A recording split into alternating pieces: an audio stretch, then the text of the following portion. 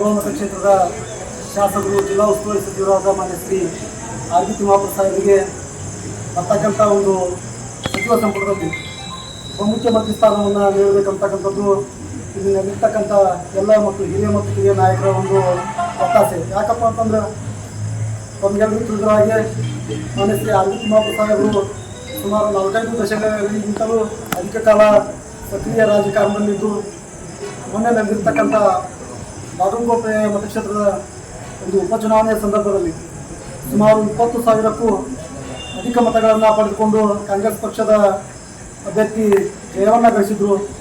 ಆ ಒಂದು ಜಯದ ಹೊಸ್ತಿಲಲ್ಲಿ ಮಾನ್ಯ ಶ್ರೀ ಆರ್ ಬಿ ತಿಮ್ಮಾಪುರ ಸಾಹೇಬರ ಒಂದು ಪಾತ್ರ ಜಿಲ್ಲಾ ಉಸ್ತುವಾರಿ ಸಚಿವರಾಗಿ ಬಹಳ ಅಚ್ಚುಕಟ್ಟಾಗಿ ಅವರಿಗೆ ನೀಡಿರ್ತಕ್ಕಂಥ ಒಂದು ಜವಾಬ್ದಾರಿಯನ್ನು ನಿರ್ವಹಿಸಿದ್ದು ರಾಜ್ಯಾದ್ಯಂತಲೂ ಕೂಡ ಅತ್ಯಂತ ಪ್ರಭಾವಿ ದಲಿತ ಎಡಗೈ ಸಮುದಾಯದ ನಾಯಕರಾಗಿ ಗುರುತಿಸಿಕೊಂಡಿರ್ತಕ್ಕಂಥ ವಿಚಾರವನ್ನು ಕೂಡ ನಾವು ಇಲ್ಲಿ ವ್ಯಕ್ತಪಡಿಸ್ತೇವೆ. ಹಾಗಾಗಿ ಮಾನ್ಯ ಶ್ರೀ ಆರ್ ಬಿ ತಿಮ್ಮಾಪುರ ಸಾಹೇಬರನ್ನು ಬರ್ತಕ್ಕಂಥ ಸಚಿವ ಸಂಪುಟ ವಿಸ್ತರಣೆಯ ಸಮಯದಲ್ಲಿ ಅವರಿಗೆ ಉಪಮುಖ್ಯಮಂತ್ರಿ ಹುದ್ದೆಯನ್ನು ನೀಡಿ ಘನ ಕರ್ನಾಟಕ ಸರ್ಕಾರ ಈ ಒಂದು ಜವಾಬ್ದಾರಿ ನೀಡಬೇಕಂತ ನಾವು ಈ ಒಂದು ಪತ್ರಿಕಾ ಮಾಧ್ಯಮದ ಮುಖಾಂತರ ಒತ್ತಾಯವನ್ನು ಮಾಡ್ತೀವಿ.